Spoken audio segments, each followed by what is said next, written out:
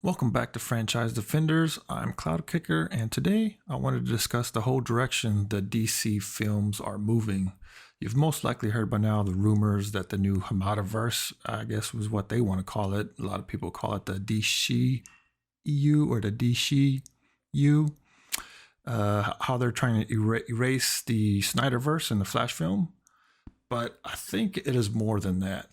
Now, I'm not a comic expert or a DC expert. I followed X-Men content, most of the time during my when I was heavily into comics years ago. But this is even coming from a normie DC fan like myself. This is what I am seeing. So tell me if I'm crazy or hang by, see what I'm seeing and give me your thoughts on it. So the DC EU is actually Earth 11 in disguise. It's not necessarily the same thing with Marvel's MCU, which is having the reins of superheroes, the men, handed over to the heroines in order to make a female cast or a larger female cast. Is basically what they're doing. So that's a little bit different. DC seems to be set on doing a straight up replacing of male and female characters, which in essence is what Earth 11 is. Now, you may be saying, Cloud, what the hell is Earth 11? We'll get to that in a second. Cloud, why are you getting these crazy ideas? Where are you getting these crazy ideas? So we got to look at Supergirl, or who they want you to think is Supergirl. So let's take a look at the actress, Sasha Calle, or Callie. I'm not sure how you pronounce her name.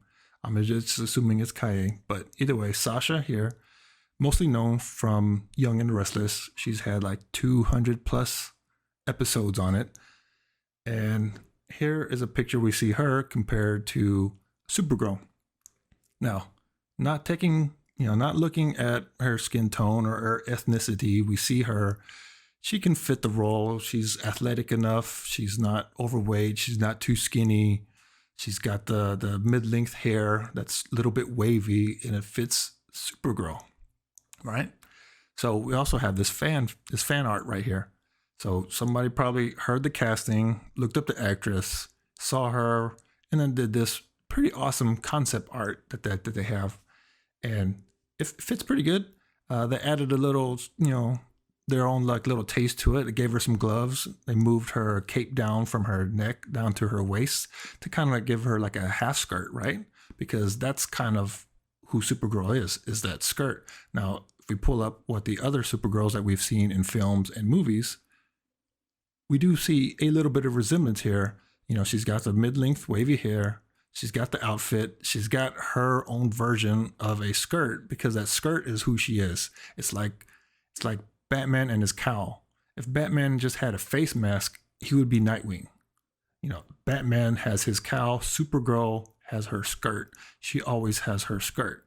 And that's just what makes her look, have her, own distinct look compared to, everybody else.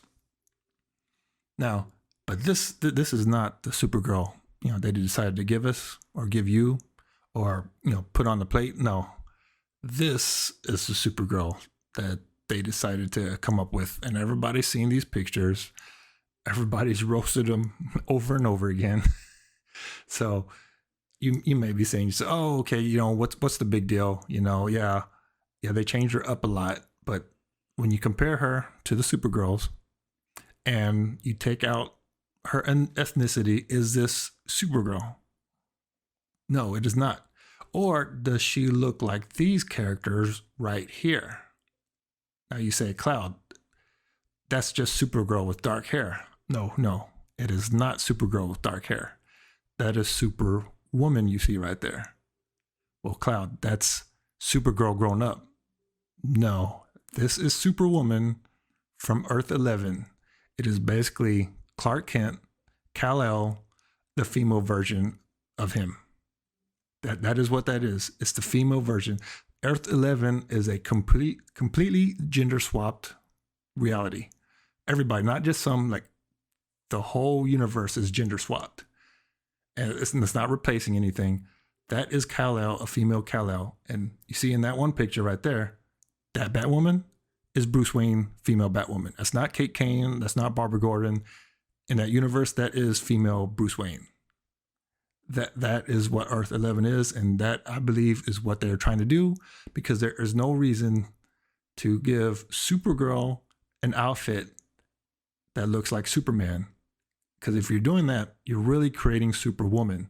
Now, well, I think the reason they didn't just call her Superwoman is because a lot of people don't know who Superwoman is. I'll say, who the hell is Superwoman?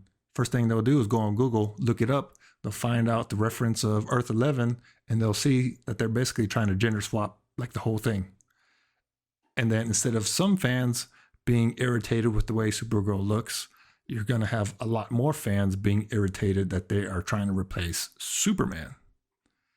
So what is so bad about, content like this and gender swapping? Things can be good, but most of the time they are not, because a lot of these writers and a lot of these creators that do gender swaps like this, it's just bad fan fiction.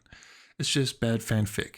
And, there's nothing wrong with fanfic. I started fanfic, many years ago, before I started taking classes, taking writers' workshops, attending film school, learning screenwriting and screenplays, learning how to write for digital media, learning how to write for comics. And there's nothing wrong with fan fiction. The thing is, like, fan fiction will only take you so far. Eventually, you have to go outside of that box. You have to develop your skills beyond that. You have to go and look for other resources to better yourself. But these people that keep coming up with these kind of crazy ideas, these concepts, these gender swap concepts, they're still stuck in that fanfic mind frame. They've never gone past that. And we'll take a look at like this Earth 11 and what all it contains, and you'll see the quality of material that you get. Now, this is Wonder Man. Yeah, okay, yeah, that makes sense, right? If everyone's gender swap, Wonder Woman would be a man. Okay, it's no big deal, right? Yeah, I mean, if Superman or Superwoman is going to look like Superman with the tights, then Wonder Man should look like Wonder Woman. Got the little skirt, the kilt there, so basically they look like Spartans. But that's not all what they want to give you. It's, they want to gender swap and flip the universe, but only do it when it suits them. So Wonder Man is actually like a bad guy. He's an antagonist in this one, because men are bad, right? So we have Wonder Man as a bad guy in this universe. And you can immediately see like this artist that worked on this one book was completely different than the other artist that you saw. Because obviously this artist thinks that gender swap is drawing a man with lipstick. We take a closer look, the Superman is like Superman lipstick for some odd reason. And look what they did to your girl, female Lex. She's bald for some reason. I don't know if you know any twins that are, male and female, but I'm pretty sure if the guy reaches like 40 or 50 or whatever and starts losing his hair, his sister isn't losing her hair at the same time. No. And if The Rock had a twin sister, she would not be 6'4" and like 230 pounds of muscle. No. Maybe she would be 5'11" or something, but she would be feminine. She would look feminine. And the difference is the X and Y chromosomes. You got the same DNA. All right, so they can't even understand how to properly gender swap, because they're just stuck in their little fan fiction bubble. They don't want to move past that. They want to preach and they want to self-insert themselves, and they want to do things their way. They don't want to be continuous on stuff. They don't want to give you good dialogue. You get dialogue like this. Can't we just talk about this like reasonable adults? Reasonable adults. Basically, he's saying Wonder Woman is a man-child right here. Because if this was the other way around, it would have cut off right there. Can't we just talk about this? That's where it would have cut off if a guy was writing it and they were fighting like Wonder Woman for some reason. That's where it would have cut off. It wouldn't have gone that far down to like an insult. No.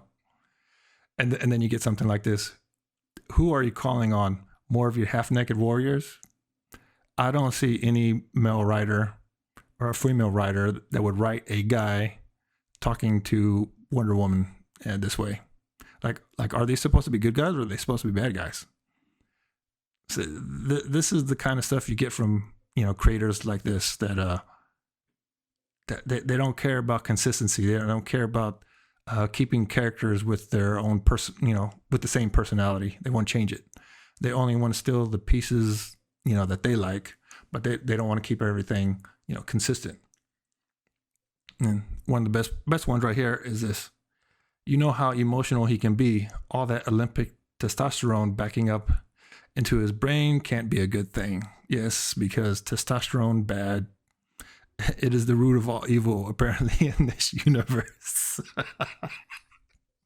Oh, okay. If we get some more stellar art like Batman or Batwoman with their 6-foot long leg somehow, I'm not a expert on depth and anatomy and perception, but I'm pretty sure that is drawn all kinds of wrong right there. And we see this artist, the one female that they drew like feminine is Aquawoman.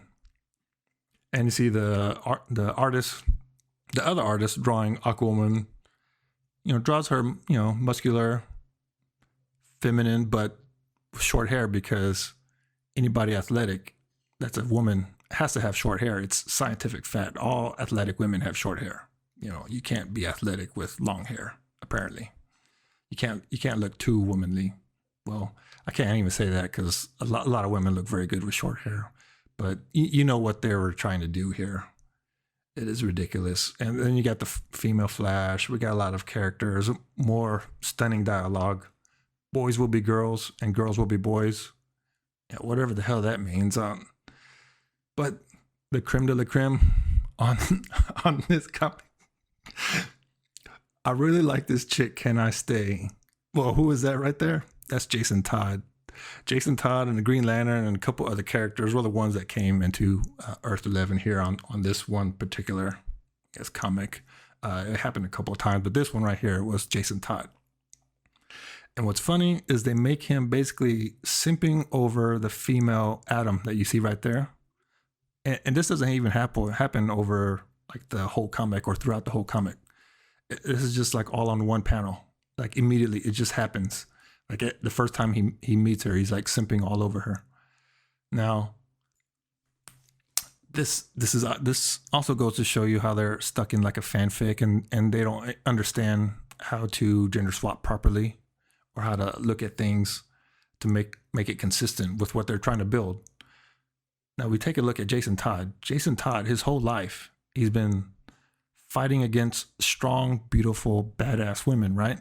He's gotten his ass kicked by strong, beautiful, badass women. He's fought beside strong, beautiful, badass women, and he's been in love with strong, beautiful, badass women, right? So this world, these women would be nothing spectacular. They'd just be another part of his everyday life of what he's been doing his whole life, right? He wouldn't be simping so fast over meeting somebody like that quickly. On the other hand, these women, especially if they're dealing with characters like Wonder Man, they would be the ones simping so hard if they came across Jason Todd in their universe. Seeing a dude that was actually badass, that actually could handle himself, that actually talked properly, they would be all over him. They would be trying to convince him to stay with them and convince him to join their team and stay in their universe. But see, things like this, they don't want to write, because it doesn't fit their narrative, whatever that they're trying to preach, or the things that they want to do. It's all bad fanfic right here. Things can be done properly, but they don't know how to do it because they've never progressed past that and they've never learned how to write anything beyond that. You have to keep honing your skills, and I don't know how some of these people even got a job in the first place. You have to wonder like who's screening these people, and it's the whole diversity thing. This comic was back in like 2005. This is not anything new. They've been trying to get into the industry since then and probably before then. And it isn't until now that they are, probably like the majority now, which is why you see everything falling apart, because they've been at it this long. and they've been trying to get, and now there's more of them, and they're pushing all the other people out. And this is the kind of stuff that they gave us before, and it's the kind of stuff they're giving us now. And I guess when you look at DC, it's the kind of stuff that they're want to give us in the future. You know, so hey, let's put Supergirl back up again and tell me what you think. I mean, I need someone that's more of a DC expert, is more of a comic expert, to tell me if I'm crazy. Am I smoking crack on this? I mean, maybe I'll tag, Young Ripper or somebody that knows more about this. So I'm not too educated on DC or the Earth 11 and stuff, but this is what I'm seeing. They are not trying to hand the reins over. They are trying to straight up swap these characters, and they are trying to straight up build Earth 11 through, I guess, the Flashpoint movie or whatever that they're doing. That is what I think they're trying to do. And they're trying to do it to where they're labeling her Supergirl so you don't catch on. And they're trying to bring Michael Keaton into the Batgirl one, and also labeling her as Batgirl instead of Batman, because they know less people will be angry if they see Michael Keaton. Less people are going to be angry. If they did not have him in it, you'd probably see a lot more people catching on and seeing what they're trying to do with Batgirl replaced. Basically, I bet she is going to be replacing Batman. So she's going to be basically Batwoman, but she's going to be Batgirl because they don't want to piss too many people off. So, hey, give me your opinion. Let me know. Give me a thumbs up. Give me a thumbs down. I mean, unlike a lot of these creators nowadays, in my classes at film school, I was actually taught to take criticism, so I can handle a dislike. I can handle your criticisms in a comment. Hey, just let me know what you're seeing, and if you see what I see, or if you see something different. If you think they're just going to be replacing and they're going to do it, try to do it like how Marvel is, or where they're just handing things over, or you think that they're just going to basically erase the Snyderverse and just swap everything out like one for one, because why else have they not fired Amber? I guarantee you Jason Momoa is probably going to be the next one gone, and then she's going to take over, and she's going to be Aquawoman. She's going to be Aquawoman eventually. I guarantee you. So hey, it's been fun hanging out. Let me know what you think. I'll see you guys next time. Peace. Hey, it's Cloud Kicker. If you enjoyed hanging out, go ahead and hit that like button for me. And if you find anything that you want me to cover, go ahead and reach me on Twitter at FranchiseDefend. I'll see you guys next time.